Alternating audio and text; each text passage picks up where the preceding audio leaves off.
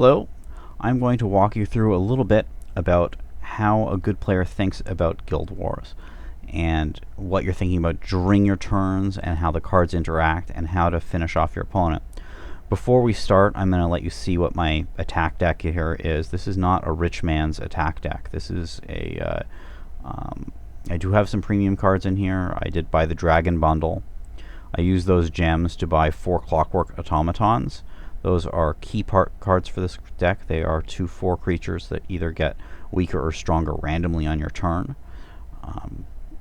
I have some random 2 mana cost alchemy creatures which trigger Dravka's passive, giving him either a health, a mana, or a random charge when they come into play.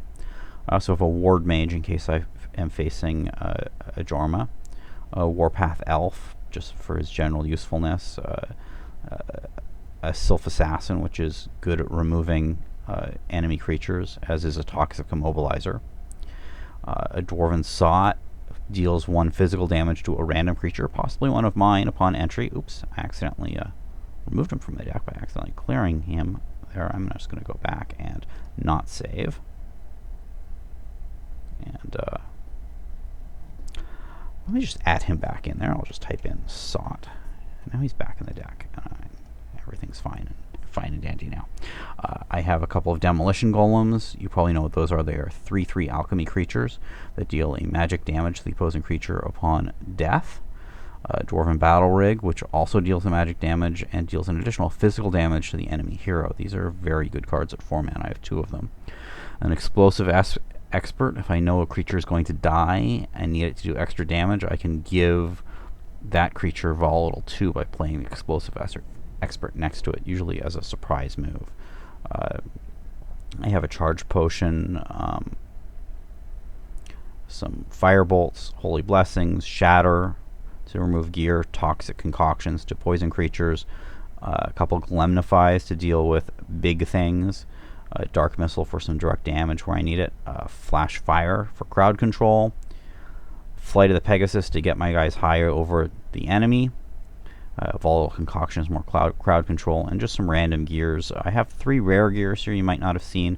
The Fey Queen Tiara gives all creatures flying in dust.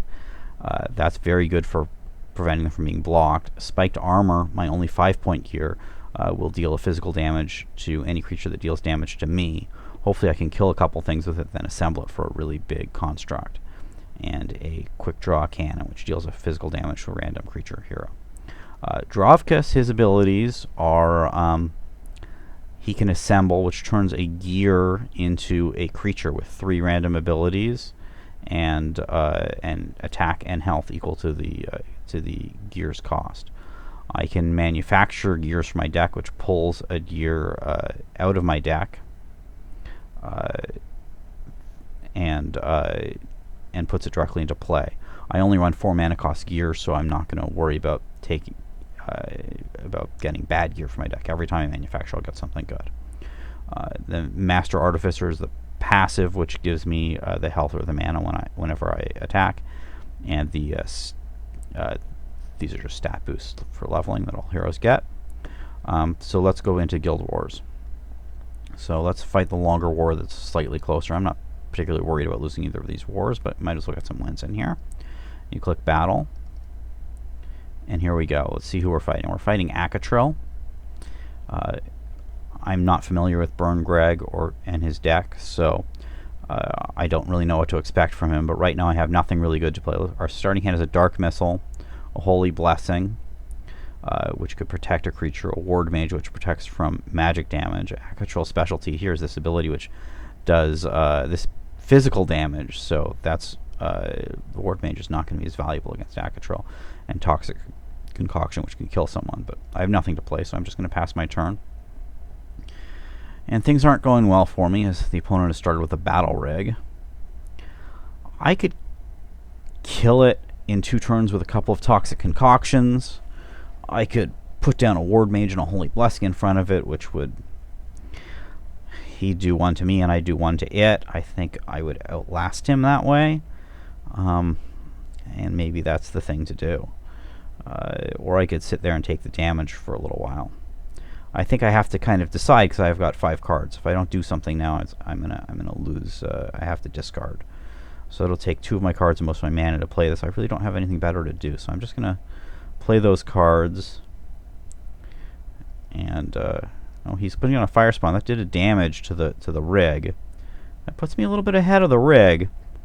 I certainly don't want to attack the rig myself. I want to try to outtime this. I think I want to poison this before it does 3 damage to me. And maybe I just want to poison the rig too.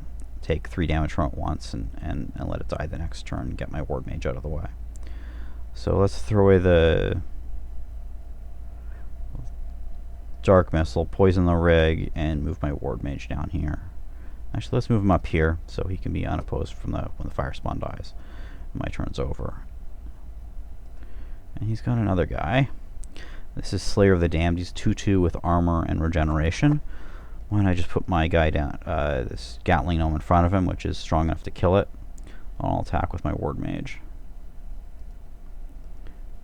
And he's put down an Essence Mantle, which heals him 1 per turn. I might well be right to move my Ward Mage to the middle so that, although he may just kill my Ward Mage in 2 turns anyways. I'll leave him up at the top so I can attack with him. Ward Mage gives resistance to its neighboring creatures, so it's better to have him in the middle. And I could discard Flight of the Pegasus to play and assemble a longsword this turn, but I'm just going to wait. I'd actually like him to use any of his nasty abilities on the Ward Mage rather than my Construct. But it may be too late. Well, I think I've got to move my Ward Mage now, because the Angel would kill it. Manufacture a gear. I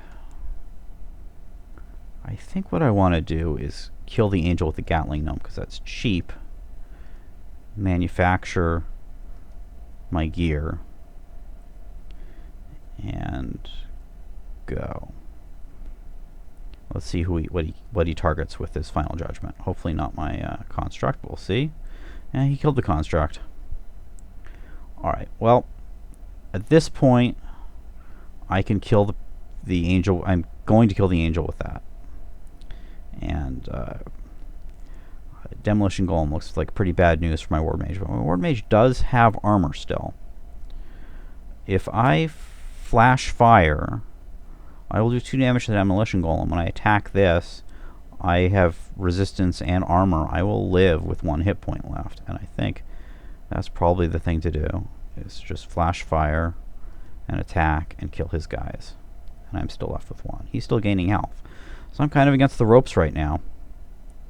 But I'm not out. It's getting harder. Let's move him out of the way, play a Clockwork in front of the Temple Warrior, which hopefully will kill the Temple Warrior and live my next turn. No, he's going to make it harder for me. At least I ticked up. Let's get the next gear out. Oh, my guys all have flying. That's great news. And since I have armor here, I'm not worried about the Worshipper killing me. So let's make a construct. Let's construct my longsword. And now he's got flying. I'm not even going to need Flight of the Pegasus as long as I have the tiara up. But let's hit him while the hitting's good. And now all my guys have flying, so the angels aren't going to get past me so easily. I need to put something in front of him to block it now. So let's put down that guy there and attack him again. So this time he tried to fly over me, but he didn't do his 6 damage. Now he's going to kill someone else on his next turn, assuming probably my next construct. So let's just keep the pressure up by putting down a new battle rig. I'm going to do 5 more damage to him with my construct and my Ward Mage. Let's see what happens. Who is he going to kill? Oh, he killed my my battle rig. He must think that the Woodland Mystic is going to kill my construct, which it will. So I have to decide whether I want to let that happen or whether I want to move my construct here and put down a Clockwork in front of it. Let's just take a look at my abilities again. I have Splash, Volatile Dust. It's a good thing to have in the middle anyway. So let's dump this Flight of the Pegasus. I don't need that anymore. Put down Clockwork Automaton and fly on over. And he played another Essence Battle. It's not going to be a short fight. Do I have any more gear? I do have another longsword. Oh, I drew an Abysmal Dragon. That's a great solution to a creature. Now, if something dies, I can assemble something new. Still waiting for that to happen. Oh, the Dwarven Sot just hit his faithful worshipper. I'm going to fly over him again. Why don't I shatter one of... am I killing him this turn? Just about. Let's shatter one of those life-giving things. Deal some damage to him, and he is dead next turn. He has 2 hit points left. I've got 2 damage incoming. Yes, actually my sword already hit him for 1, so when I click battle, he is dead, and that was a 15-turn battle. But that was a nice long battle. You really got to see how you outlast a hero that with an Akatril, which has great abilities, just by judicious use of your own cards. And thank you for listening.